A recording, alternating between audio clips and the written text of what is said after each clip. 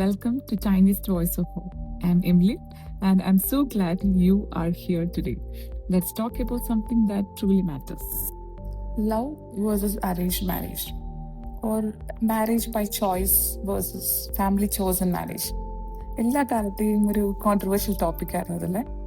പണ്ട് ഫോറായും എഗെയിൻസ്റ്റായും വാദിച്ചവര് ഇന്ന് ചിലപ്പോൾ മാറ്റി വാദിക്കുന്നുണ്ടാവാം. അതിൽ തന്നെ സ്റ്റിക്ക് ഓൺ ചെയ്യുന്നവരുണ്ടാവും.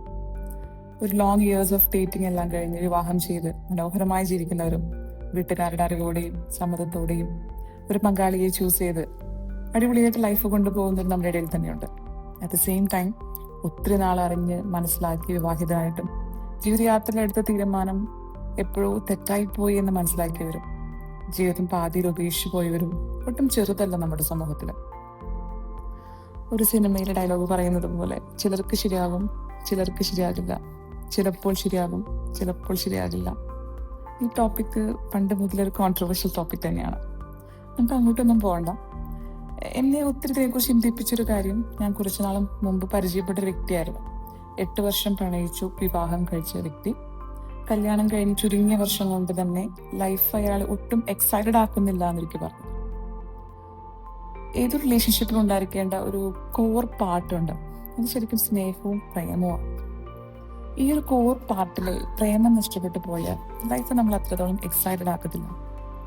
നമ്മൾ ഡേറ്റിങ്ങിന്റെ സമയത്തും വിവാഹത്തിന്റെ ആദ്യ നാളുകളിലും നമുക്കുണ്ടായിരുന്ന ഒരു എക്സൈറ്റ്മെന്റ് ഓർക്കുന്നുണ്ടോ? പാർട്ട്ണറിന്റെ ഒരു കോളിന് വേണ്ടിയിട്ട്, ഒരു ടെക്സ്റ്റിന് വേണ്ടിയിട്ടുള്ള ഒരു ക്ഷമയോടുള്ളൊരു കാത്തിരിപ്പും, ഒന്ന് കാണാൻ വേണ്ടി ഒത്തിരി നേരം കാത്തിരുന്ന സമയങ്ങളും, ഓരോ കണ്ടുമുട്ടലുകളും ശരീരത്തിനെയും മനസ്സിനെയും ഒരുപോലെ സാറ്റിസ്ഫൈ ചെയ്തതും, ഒരു ചെറിയ സ്പർശനം പോലും വലിയ നിർവൃതിയായി തോന്നിയ ഒത്തിരി നിമിഷങ്ങളും, എത്ര സ്നേഹിച്ചാലും സ്നേഹം പ്രകടിപ്പിച്ചാലും കൊതി തീരാതെ അടുത്തൊരു കണ്ടുമുട്ടലിനായിട്ട് കാത്തിരുന്ന സമയങ്ങളൊക്കെ നമ്മുടെ ലൈഫിലുണ്ടായിട്ടുണ്ട്. Marriage is a life long commitment. ഈ ഒരു ലൈഫ് ജേർണിയിൽ ഈ ഒരു എക്സൈറ്റ്മെന്റ് നമുക്ക് നഷ്ടപ്പെട്ടു പോയോ? തീർച്ചയായിട്ടും കോർ പാർട്ടായിട്ടുള്ള സ്നേഹം നമ്മുടെ ഇടയിൽ തന്നെയുണ്ട്. തീർച്ചയായും അതുകൊണ്ട് തന്നെയാണ് എല്ലാ സ്ട്രഗിൾസിന് നടുവിലും പാർട്ട്നേഴ്സ് ഇപ്പോഴും ഒരുമിച്ചായിരിക്കാൻ സാധിക്കുന്നത്. വചനം ഇങ്ങനെയാ പറയുന്നത്. 1 കൊരിന്തോസ് 13 അധ്യായം 4 മുതൽ 7 വരെയുള്ള വാക്യങ്ങളിൽ സ്നേഹത്തെ ഡിസ്ക്രൈബ് ചെയ്യുന്നുണ്ട്. സ്നേഹം ദീർഘക്ഷമയും ധൈര്യമുള്ളതാണ്. സ്നേഹം അസൂയപ്പെടുന്നില്ല. സ്നേഹം ആത്മപ്രശംസ ചെയ്യുന്നില്ല. സ്നേഹം അഹങ്കരിക്കുന്നില്ല. സ്നേഹം സ്വാർത്ഥം അന്വേഷിക്കുന്നില്ല. സ്നേഹം കോപിക്കുന്നില്ല. സ്നേഹം വിദ്വേഷം പുലർത്തുന്നില്ല. സ്നേഹം സകലതും സഹിക്കുന്നു, സകലത്തെയും പ്രത്യാശിക്കുന്നു, സകലത്തെയും അതിജീവിക്കുന്നു. തീർച്ചയായിട്ടും ഈ സ്നേഹം തന്നെയാണ് ജീവിതത്തിന്റെ ഓരോ സ്റ്റേജിലും ഏതവസ്ഥയിലും പരസ്പരം മനസ്സിലാക്കുവാനും പരസ്പരം ക്ഷമിക്കാനും ജീവിതഭാരം ചുമരിലേറ്റി ചിലപ്പോഴൊക്കെ നമ്മുടെ പാർട്ട്ണറിന്റെയും മക്കളുടെയൊക്കെ നന്മയ്ക്കായിട്ട് ഇഷ്ടങ്ങൾക്കൊക്കെ ആയിട്ട് സ്വയം ബലിയാകാനൊക്കെ നമ്മെ സഹായിക്കുന്നത്. But we should not compromise the second part of that goal. അത് പ്രണയമാണ്. ലൈഫ് നമ്മൾ ഇപ്പോൾ എക്സൈറ്റഡ് ആക്കുന്നില്ല എങ്കിൽ നമുക്കൊന്ന് ചിന്തിക്കാം, ഈ യാത്രയിൽ എന്തായിരിക്കും നമ്മുടെ റിലേഷൻഷിപ്പിന് മിസ്സായിട്ടുള്ളത്? എന്തായിരിക്കാം കാരണം? നമ്മുടെ ജോലി തിരക്കാണോ?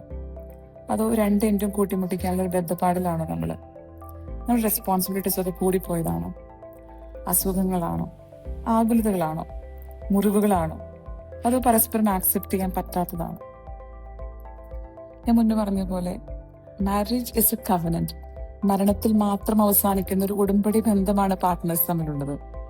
എവിടെയാണ് നമുക്ക് പാളിപ്പോയത്? എവിടെയാണ്? It's the time. Take small steps to rebuild the relationship. എത്രത്തോളം നമ്മളെ എക്സൈറ്റഡ് ആക്കാൻ പറ്റുമോ അത്രത്തോളം കുറഞ്ഞു പോയ സ്ഥലങ്ങളിൽ നിറവാകാൻ നമുക്ക് ശ്രമിക്കാം.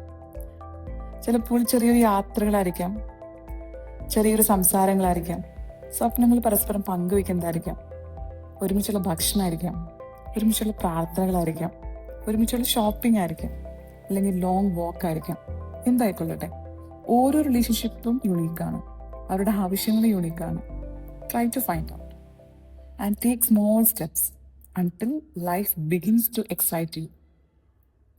Keep taking small steps until your life excites you. Tiny steps today can lead a life you truly love tomorrow. Take the steps.